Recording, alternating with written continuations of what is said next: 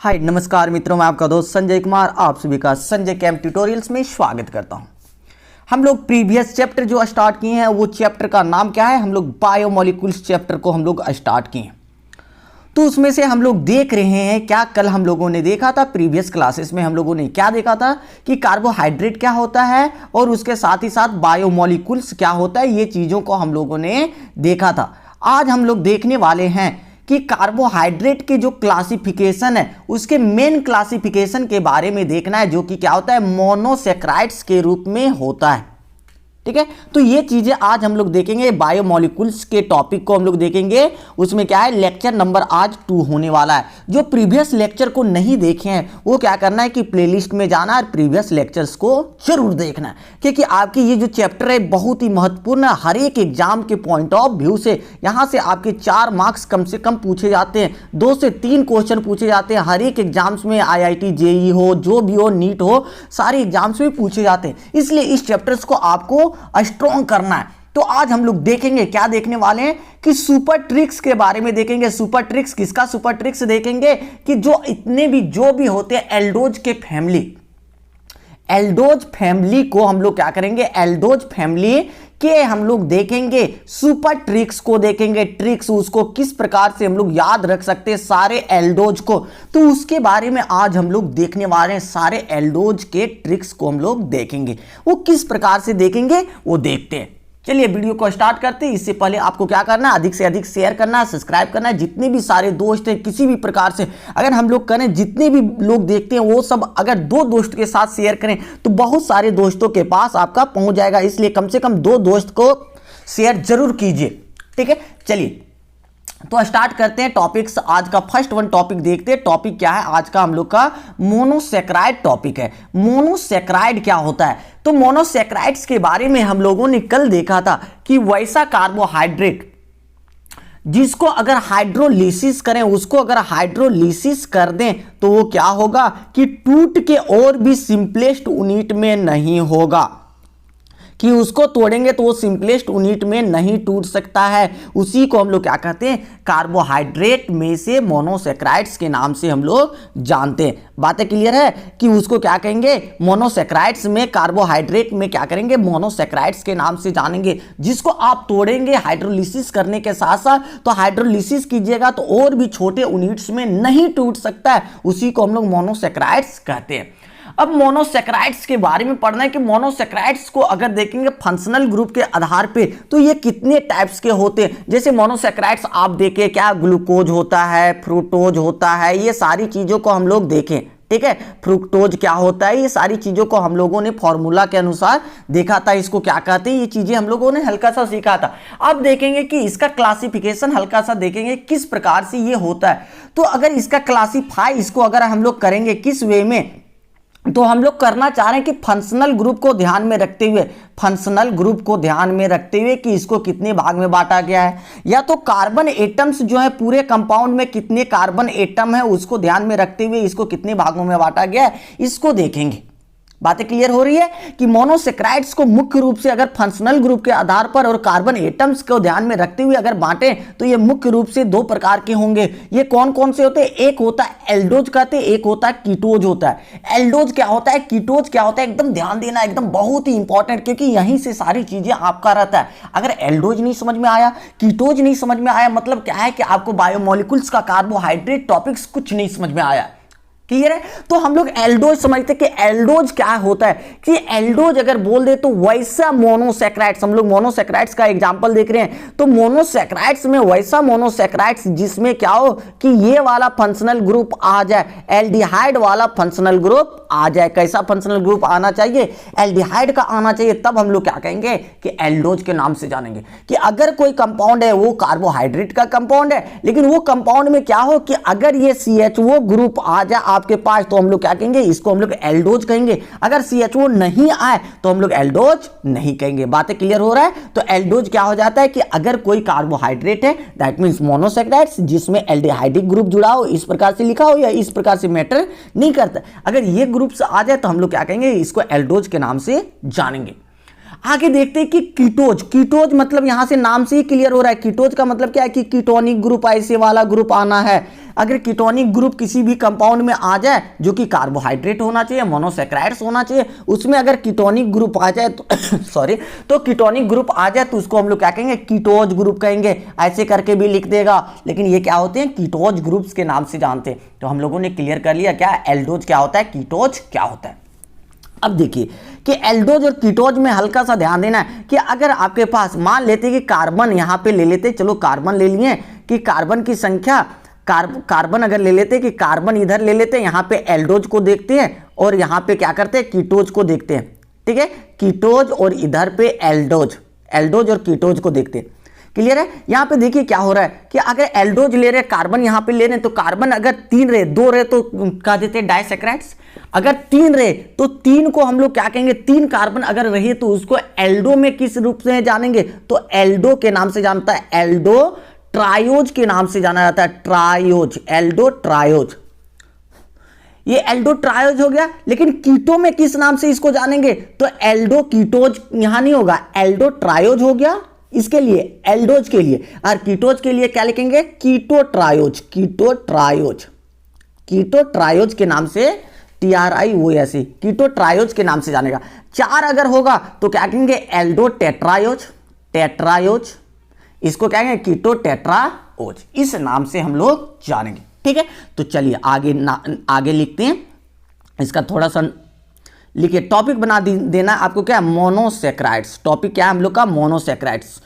क्या लिखना है, इसके बाद एक छोटा सा टॉपिक क्या लगा देना है कि classification on the basis of functional group. Functional group के मद्देनजर रखते हुए क्या कर रहे हैं कि हल्का सा क्या कर रहे हैं, इसके फॉन्ट को हल्का सा बड़ा कर दे रहे हैं, को फंक्शनल ग्रुप को ध्यान में रखते हुए क्या करना है कि आपको फंक्शनल ग्रुप और कार्बन एटम्स को ध्यान में रखते हुए आपको बताना है कि क्या होगा। तो चलिए फर्स्ट वन इसका क्या होता है कि एल्डोज, एल्डोज किसे कहेंगे, तो अभी पता है कि क्या होना चाहिए, एल्डिहाइडिक ग्रुप प्रेजेंट होना चाहिए। तो वही लिखते हैं, इफ या monosaccharides contain N aldehyde, aldehyde अगर CHO ग्रुप प्रेजेंट है, ग्रुप अगर प्रेजेंट है तो उसी को क्या कहेंगे, एल्डोज के नाम से जानेंगे।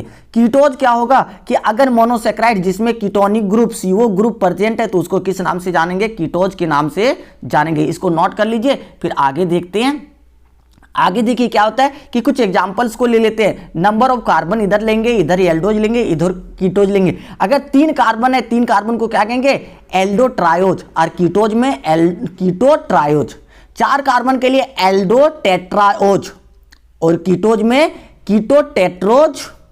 ठीक है, 5 कार्बन में क्या कहेंगे, एल्डो पेंटोज और कीटो पेंटोज। 6 कार्बन में aldo hexose, keto hexose. 7 carbon में एल्डो हेप्टोज, कीटो हेप्टोज।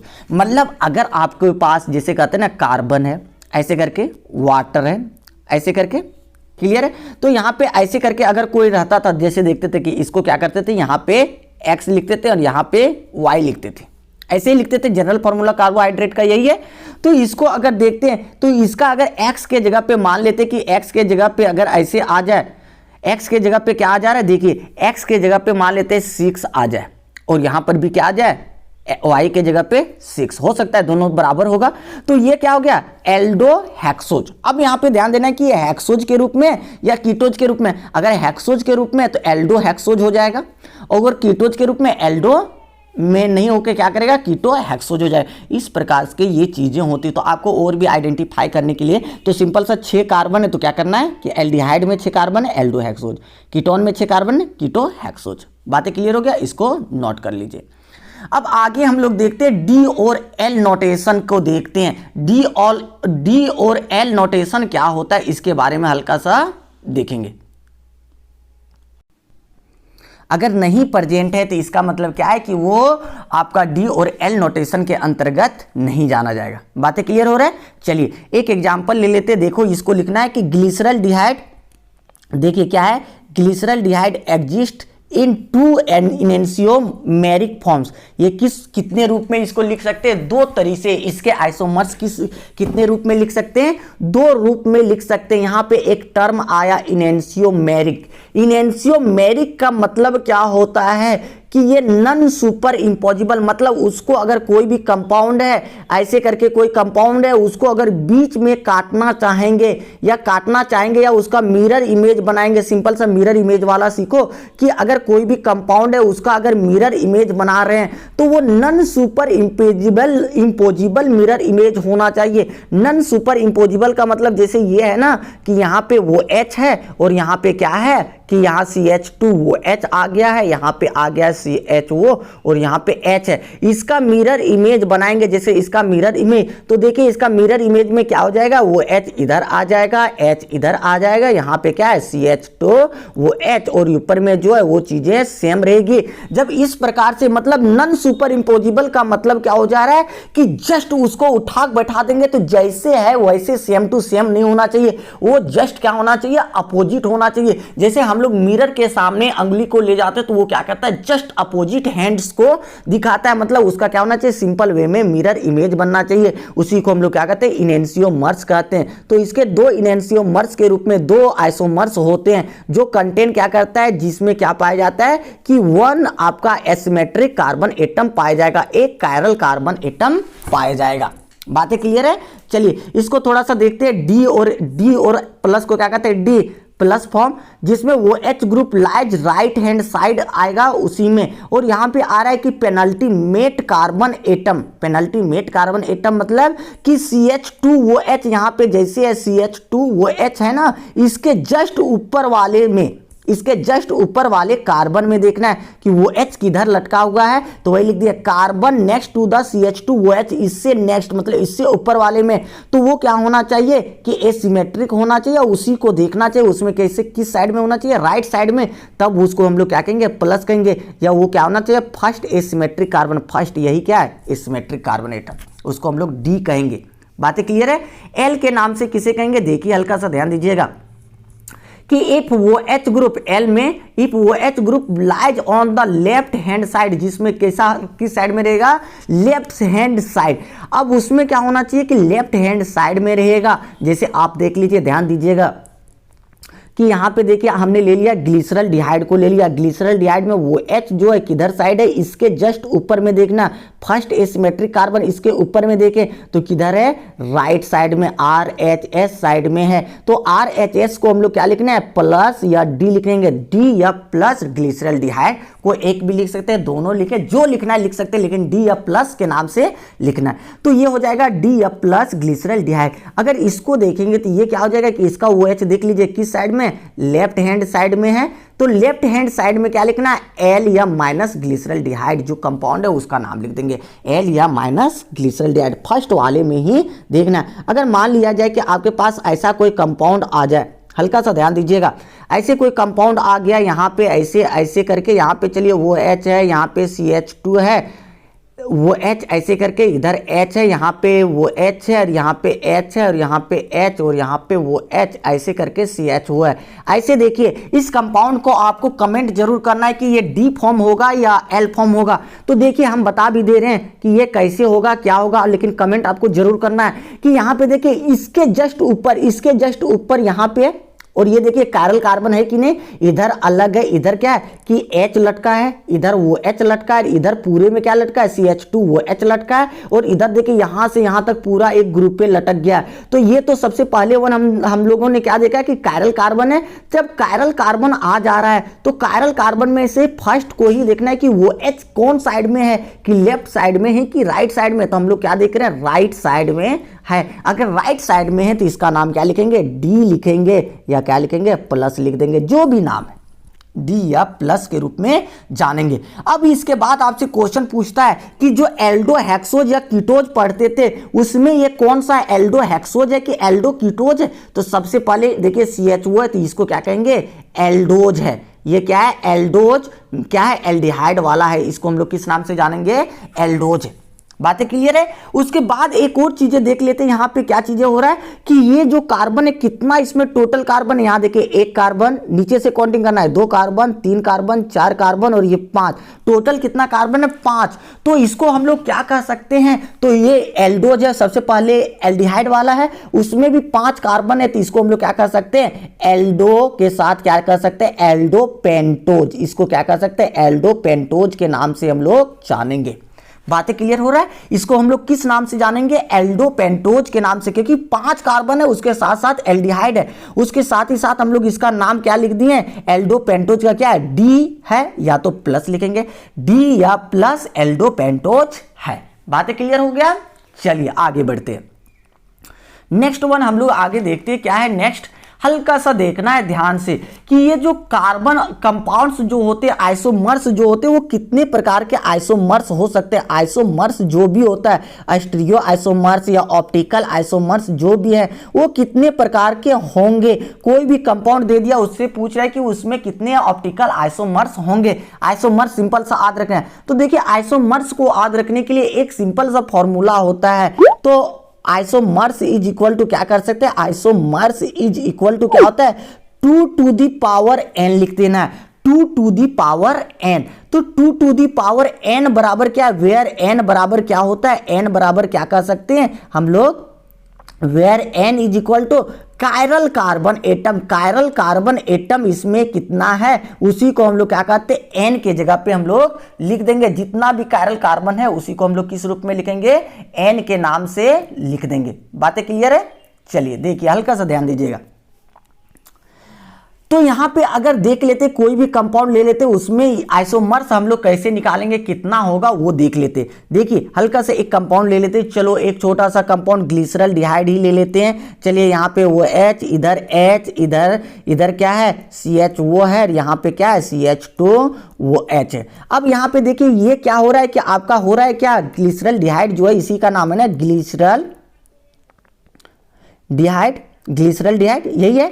अब ग्लिसरल डिहाइड में क्या कर रहा है कि इसमें देखिए इसके चारों तरफ अलग अलग लटका है, क्या 1 2 3 4 चारों तरफ अलग अलग लटका है। इसका मतलब ये क्या है, कायरल कार्बन एटम है। इसमें कितना कायरल कार्बन एटम है, तो सिंपल से क्या कहेंगे, n इज इक्वल टू कितना है, 1 है। n इज इक्वल टू कितना हो रहा है, 1 हो रहा है। जब n इज इक्वल टू 1 हो रहा है तो आप बता सकते हैं कि आइसोमर्स इज इक्वल टू कितना हो जाएगा, आइसोमर्स इज इक्वल टू, तो 2 to the power n, n है तो n के जगह पे क्या है 2 टू द पावर 1, तो 2 का गुना 1 करेंगे तो कितना होगा, देयरफॉर 2 ही होगा। तो इसके कितने आइसोमर्स हो सकते हैं हम लोग के पास, 2 ही होंगे। इससे ज्यादा आइसोमर्स हम लोग के पास नहीं होगा ग्लिसरल डिहाइड का। तो आपसे पूछेगा कि ग्लिसरल डिहाइड है तो इसमें एक कायरल कार्बन आपको खुद ही निकालना है, तो कितना है कार्बन एटम है कायरल का, 1, तो उसके कितने आइसोमर्स हो जाएंगे, 2 होंगे। तो 2 किस प्रकार से होंगे वो देखते हैं हल्का सा। 2 जो होंगे वो किस प्रकार से होंगे वो देख लीजिए।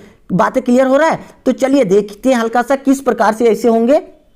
चलिए है ना, वो H यहाँ पे CH2 वो H यहाँ पे CHO और यहाँ पे H है। ऐसे इसी को लिख देना जस्ट अपोजिट, जो वो H इधर की साइड में है, D है या प्लस है राइट साइड में है, उसको क्या कर दीजिए आप सिर्फ लेफ्ट साइड में कर दीजिए, वो H इधर कर दीजिए और CHO जो है रहने दीजिए, CH2 वो H जो है वो रहने दीजिए और यहाँ पे वो H है रहने दीजिए। ये क्या हो गया, किस फॉर्म में आ गया, ये L फॉर्म में आ गया। ये कौन किस साइड में आ गया, आपका लेफ्ट साइड में आ गया। तब ये चीजें क्या हो जा रहा है आपका कि ये L फॉर्म में आ जा रहा है, ये D फॉर्म में आ जा रहा है। कितना कायरल कार्बन के साथ, एक कायरल कार्बन के साथ, मतलब मॉलिक्यूलर फॉर्मूला जो है वो सेम हो जा रहा है, लेकिन इसके स्ट्रक्चर में थोड़ा सा डिफरेंट कर दे रहे हैं। तो कितने आइसोमर्स इसके टोटल हो जा रहे हैं, 2 और भी तरीके से लिख सकते हैं नहीं। अब कोई कहेगा कि सर ऊपर नीचे कर देंगे ना उल्टा पुल्टा, तो वो चीजें नहीं कर सकते। ये चीजों को हम लोग चेंज नहीं कर सकते, ऊपर नीचे लेफ्ट राइट को ही सिर्फ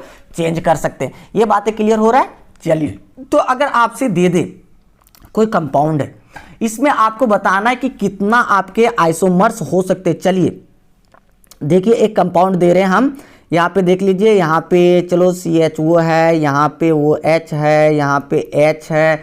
चलिए आगे दे देते हैं और भी, चलो एक वो H यहाँ पे H, एक वो H यहाँ पे H। 3 और 1 4, 4 और 1 5, यहाँ पे वो H है, यहाँ पे H है, यहाँ पे CH2 वो H है, ऐसे करके ये जुड़ा है, पूरा कार्बन है। अब देखिए यहाँ पे टोटल कार्बन कितना है गिन लो।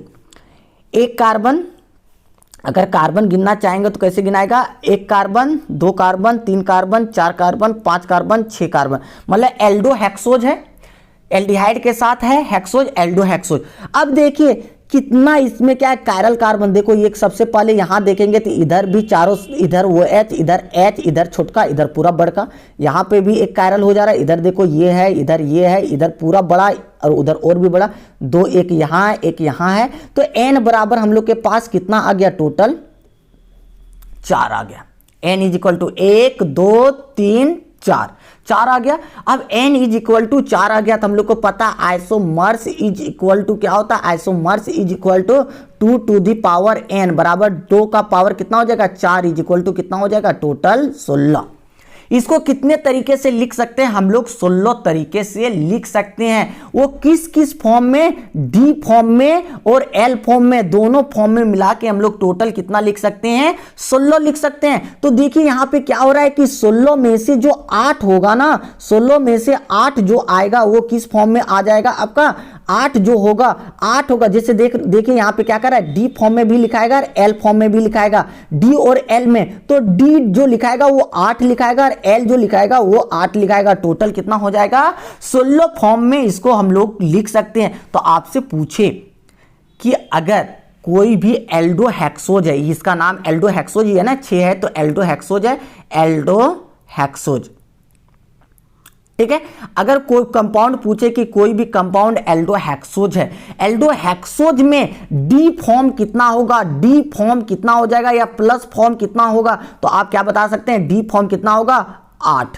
और फिर पूछे कि एल फॉर्म कितना होगा, तो फिर से एल फॉर्म भी हम लोग क्या कर सकते हैं, एल में 8 बता सकते हैं, क्योंकि टोटल जितना होगा उसको इस पावर में निकालेंगे, टोटल जो होगा वो आधा डी हो जाएगा, आधा क्या हो जाएगा, एल फॉर्म में हो जाएगा। बातें क्लियर हो रहा है। चलिए इसके लिए थोड़ा सा लिख लेते हैं नोट करके, ताकि हम लोगों को क्या चीजें रहे, याद रह जाए चीजें। तो देखिए यहां पे क्या होगा कि नोट करके लिख लेना है कि number of optical isomers is equal to 2 to the power n। लिखते हैं कि n बराबर एसिमेट्रिक कार्बन एटम या कायरल कार्बन एटम होता है।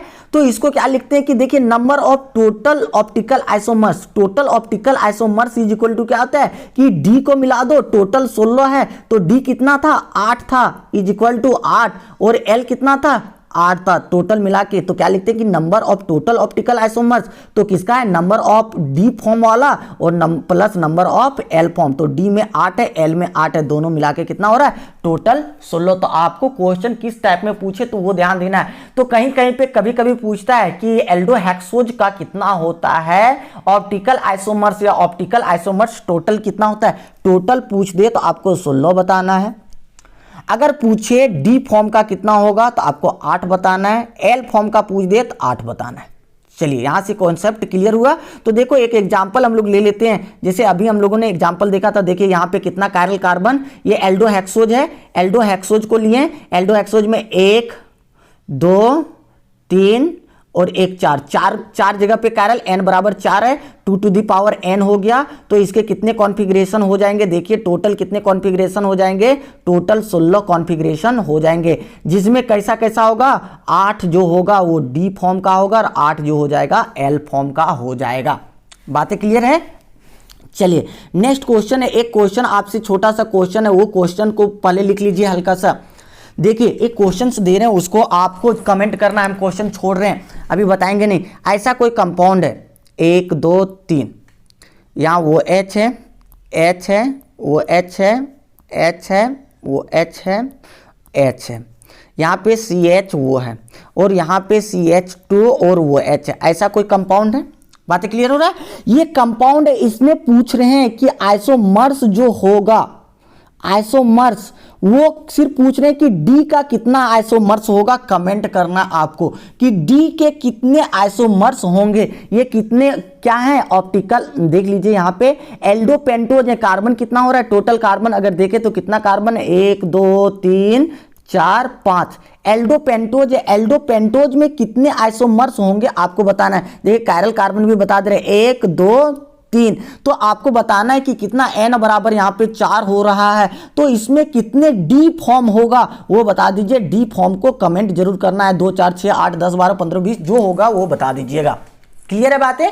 चलिए अब यहां से बातें ये सारी चीजें क्लियर होता है। अब आगे चलते हैं, इसके किसके बारे में हल्का सा चलते हैं आगे। देखिए आगे जो टॉपिक्स है वो डी फैमिली है। डी फैमिली एल्डोज का डी फैमिली है। सबसे पहले डी फैमिली में देखते हैं एल्डोज का क्या होता है। देखिए अगर सबसे पहले यहां पे ऐसे लेते हैं, यहां पे क्या है वो H है, इधर H है, इधर क्या हो जा रहा है आपका CH। वो है सिर्फ डी फैमिली को ले रहे हैं। डी में एल्डोज को ही सिर्फ ले रहे हैं, जिसमें डी ले रहे हैं और जिसमें सिर्फ एल्डिहाइड वाला कीटोन वाला हम लोग नहीं ले रहे हैं और एल वाला भी हम लोग नहीं ले रहे हैं। ये बातें क्लियर रखना है। तो यहाँ पे ऐसे करके अगर इसको हम लोग चाहें तो इसको किस तरीके से लिख सकते हैं, तो इसको देखो 2 डिफरेंट वे में हम लोग लिख सकते हैं ऐसे करके। ये कितने तरीके के हो सकता है देखिए तो इसको हम लोग किस प्रकार से, ये तो सिंपल सा ये 2 तरीका, तो एक डी होता था और एक एल होता था, तो ये तो सही है। लेकिन इसमें एक कार्बन, ये 4 कार्बन है। अब क्या कर रहे हैं हम लोग 5 कार्बन का बनाना चाह रहे हैं। अब 5 कार्बन का देखो यहाँ, सॉरी 5 नहीं, ये क्या हो रहा है आपका देखिए 2 कार्बन का था, यहाँ पे देखिए 1 2 3, यहाँ पे 3 एल्डो ट्रायोज है। अब क्या करना चाह रहे हैं हम लोग 4 कार्बन का बनाना चाह रहे हैं। कैसे बनेगा देखिए यहाँ पे बना रहे हैं, ये हो रहा है 1 ऐसे करके, यहाँ पे CH2OH हो जाएगा और यहाँ पे क्या हो जाएगा CH वो हो जाएगा, ये चीजें हो जाएगा। अब देखिए यहाँ पे वो H जो है दूसरा नंबर पे जो है इसको सेम टू सेम एकदम नीचे है तो नीचे ही लिख दीजिए। यहाँ वो H है, यहाँ पे H है, ऐसे रहने दीजिए। इधर भी एक लिखते हैं इसके लिए ऐसे, इसके लिए देखिए यहाँ CH2OH हो रहा है। बातें क्लियर है? यहाँ पे देखिए यहाँ पे हल्का सा जो वो H है जिधर वही रहने देते हैं, वो H इधर है रहने दिए, इधर H है और यहाँ सबसे ऊपर में लिख देना है CHO। ठीक है, अब इसको क्या करना चाह रहे हैं हल्का सा देखिएगा, ये है। अब यहाँ पे क्या करें कि एक कार्बन जो बढ़ाएंगे इससे जस्ट ऊपर कार्बन को हम लोग बढ़ाएंगे। एक कार्बन को बढ़ा रहे थे, ये कार्बन को कहाँ बढ़ाएं, यहाँ पे बढ़ाएं। तो यहाँ पे क्या कर सकते हैं कि ये एक साइड वो H आएगा और एक साइड H आएगा। तो हो सकता है कि इधर हम लोग सबसे पहले वो H लिख दें, इधर H लिख दिए।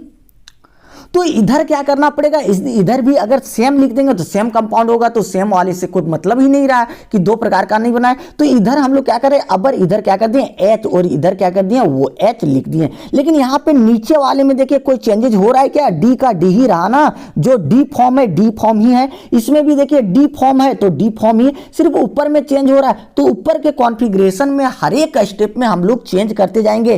3 से 4 में आएंगे फिर ऊपर हुआ, 4 से अगर 5 आएगा फिर यहाँ पे एक और आ जाएगा, फिर उसमें चेंज करेंगे, 5 से 6 आएगा फिर हल्का सा चेंज करेंगे। तो वही क्या हो जाता है, डी एल्डोज का फैमिली हो जाता है। जैसे एक देख लेते एग्जांपल्स के रूप में, हल्का सा देखते अच्छे वे में। ठीक है, तो देखिए ध्यानपूर्वक हल्का सा देखिएगा।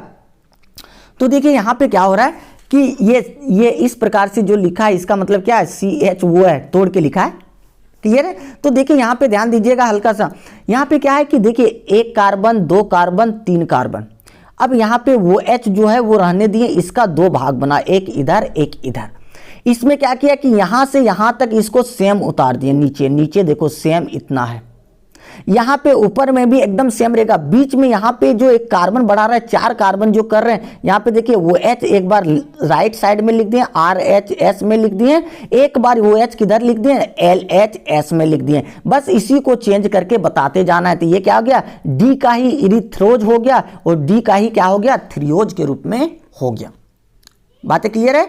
देखिए अब यहाँ पे हल्का सा ध्यान देना है कि जब इसी को लेते हैं तो इसको भी हम लोग 2 तरीके से, 5 को भी, ये 4 था अब क्या आने वाला है 5 में लिखना चाह रहे हैं। तो 5 में लिखेंगे सबसे पहले ये जो इतना चीजें जो होगा वो नीचे एकदम नीचे से उतना पहले लिख दो। दोनों में देखो नीचे से इतना हम लोगों ने पहले लिख दिया, दोनों में इतना लिख दिए, दोनों में। ठीक है, इतना हम लोगों ने लिख दिया दोनों में। अब क्या करना है कि इसके ऊपर में तो एल्डिहाइड होगा, वो ऊपर में भी एल्डिहाइड फिक्स कर दिए। अब जो H और वो H लिखना चाह रहे हैं वो एक बार वो H को राइट साइड में लिख दीजिए, एक बार H को H को लेफ्ट में और राइट में OH को। एक बार OH को राइट में लिख दीजिए, इसमें राइट साइड में लिख दिए, इसमें OH को किधर लिख दिए, लेफ्ट साइड में लिख दिए। तो देखो इसी का दो भाग, तो कितना इजी है इसके कंपाउंड्स को हम लोग को लिखना। तो एक बार यहाँ पे देखिए OH को हमने क्या लिख दिया कि राइट साइड में लिख दिया, इधर क्या लिख दिया, लेफ्ट में। इसी का अगर सेम लिखना चाहेंगे तो देखिए यहाँ से यहाँ तक जो था, जो चीजें वो सेम है, नीचे से यहाँ तक, यहाँ से यहाँ तक, ऊपर में जो है वो सेम है। यहाँ पे देखिए यहाँ पे नया आ रहा है, तो एक बार OH क्या कर रहा है, राइट साइड में लिख दे रहा है, एक बार OH क्या लिख दे रहा है, लेफ्ट साइड में लिख रहा है। तो इस प्रकार से फॉर्मूला होता है, इसलिए इसको क्या कहते हैं, डी राइबोज के नाम से जान रहे हैं। डी राइबोज, इसमें देखो अगर हम लोग कहें, ये तो चीजें सीखे, इसमें देखो चारों वो H जो है यहाँ पे 3 और एक नीचे वाला, तो 3 जो है तीनों क्या है, राइट साइड में, इसलिए ये क्या है, राइबोज है। और डी जो है, डी का मतलब क्या है कि यहाँ पे डी का मतलब एक ही मतलब यहाँ पे क्या आ रहा है कि डी है, तो डी का मतलब क्या है कि वो ये वाला जो है वो H किधर है, राइट साइड में, इसलिए डी होगा। सभी में डी ले रहे हैं हम लोग, डी वाला का ही बात कर रहे हैं। तो नीचे तो ये तो एकदम फिक्स है, सभी में ऐसे ही होगा, सभी में कोई भी कंपाउंड ले रहे हैं सब में एक ही जैसा है। तो यहाँ पे देखिए इसमें एक तरफ अगर वो H को हमने क्या कर दिया, थोड़ा सा चेंजेज कर दिया, वो H को एक साइड क्या कर दिया, right side same to same, लेकिन एक साइड सिर्फ चेंज कर दिया, इसका नाम क्या हो गया, आराबिनोज हो गया। इसका नाम क्या है, राइबोज, इसका नाम आराबिनोज। देखिए इसमें क्या कर रहे हैं, इसमें देखिए सिर्फ थोड़ा सा चेंज है, ये राइट साइड में, ये लेफ्ट साइड में, इसके अलावा सब सेम है, तो इसका नाम जाइलोज हो गया, इसका नाम लाइसोज हो गया। बातें क्लियर है। चलिए इसी का सभी का क्या होता है, दो दो भाग होता है। फिर से इसको दो भागों में बांट सकते हैं, इसको दो भागों में बांटेंगे, इसको फिर दो भागों में, इसको फिर दो भागों में, इसको दो भागों में, इसको दो भागों में, इसको भी दो भागों में, इसको दो भागों में। बातें क्लियर है। अब देखिए यहां से यहां तक का एकदम सेम लिख दो, यहां से यहां तक का सबका सेम लिख दिए। देखो सभी का, ये दोनों का जैसा है वैसे लिख दिए, इससे इसका जैसा है, इसका एकदम पूरा पूरी लिख दिए, इसके जैसा रहेगा यहां से यहां तक। और एक जो कार्बन 5 से 6 में आ रहा है, तो जो यहां पे नया कार्बन जो आ रहा है बीच में शिफ्ट हो रहा है, उसमें एक बार वो H राइट साइड में करो, एक बार वो H लेफ्ट साइड में। तो देखिए यहां पे क्या कर रहे हैं कि यहां पे वो H अगर हम लोग राइट साइड में कर रहे हैं, वो H को क्या कर दिए राइट साइड में, तो इसका नाम डी एल्लोज हो गया। लेकिन लेफ्ट साइड में अगर कर रहे हैं तो डी एल्ट्रोज हो गया। तो इस प्रकार से हम लोग जानते हैं क्या कि इसका नाम लिखने के लिए इस प्रकार से लिख सकते हैं। देखो आराबिनोज है, आराबिनोज से हम लोग क्या बना रहे हैं, ग्लूकोज बना देते हैं, मेनोज बनाते हैं। बहुत बच्चे का क्वेश्चन था कि सर जो ग्लूकोज और मेनोज है दोनों का फॉर्मूला C6H12O6 ही होता है, लेकिन इसको हम लोग क्यों कहते हैं, दोनों का नाम अलग अलग क्यों है, जब मॉलिक्यूलर फॉर्मूला सेम है। तो देखिए यहाँ पे देखिए ध्यान दीजिए कि दोनों का नाम तो सेम है और उसका मॉलिक्यूलर फॉर्मूला सेम है, लेकिन स्ट्रक्चर देखिए यहाँ से यहाँ तक देखिए सेम है, यहाँ से यहाँ तक दोनों ग्लूकोज मेनोज का सेम है। यहाँ पे देखिए एक, यहाँ पे वो OH किधर है, राइट साइड में, यहाँ पे वो OH किधर है, लेफ्ट साइड में, इसलिए इसका नाम थोड़ा सा चेंज हो गया। इसका नाम क्या हो गया, इसका नाम आपका आ जा रहा है ग्लूकोज हो जा रहा है, तो इसका मेनोज। इसी प्रकार इससे चेंज करते हैं जाइलोज से, तो एक क्या आता है डी गुल्लोज, और डी क्या हो गया आइडोज। इससे अगर बनाते हैं तो इससे क्या आता है डी ग्लैक्टोज और डी टेलोज के नाम से जाना जाता है। बातें क्लियर है।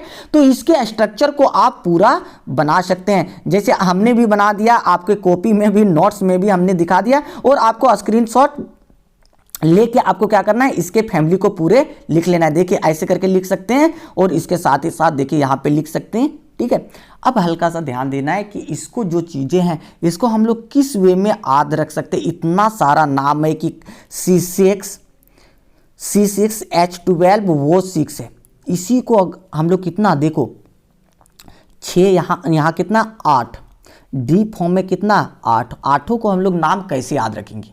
एल फॉर्म में भी 8 होगा, उसका अभी हम लोग को जरूरत नहीं, सिर्फ डी फॉर्म का याद रखना है। तो कितना टोटल अगर पूछता है इसका कितना होता है 16 हो जाता है, डी फॉर्म में कितना आ रहा है 8 हो रहा है। तो ये आठों का नाम हम लोग किस वे में याद रखेंगे, सबका तो मॉलिक्यूलर फॉर्मूला सेम है, सिर्फ स्ट्रक्चर में थोड़ा थोड़ा डिफरेंट है, तो उसके नाम को हम लोग कैसे याद रखेंगे। तो उसके लिए एक सुपर ट्रिक है, उसको ध्यान दीजिएगा, इसको नोट कर लिए। चलिए एक ट्रिक है, उसको याद रखना है, हल्का सा देखना है। देखिए आपका क्या है कि सबसे पहले क्या होता है ग्लिसरॉल्डिहाइड, आपका सबसे पहले क्या होता है ग्लिसरॉल्डिहाइड। ग्लिसरॉल्डिहाइड को कितने भागों में तोड़ा गया है, 2 भागों में तोड़ा गया है। यहाँ पे कितना कार्बन था 3 कार्बन था, यहाँ पे कितना आया 4, यहाँ पे कितना आया 5, यहाँ पे कितना आया 6। ऐसे करके बढ़ते जा रहा है कार्बन, एक एक कार्बन को बढ़ा रहे हैं ऊपर में।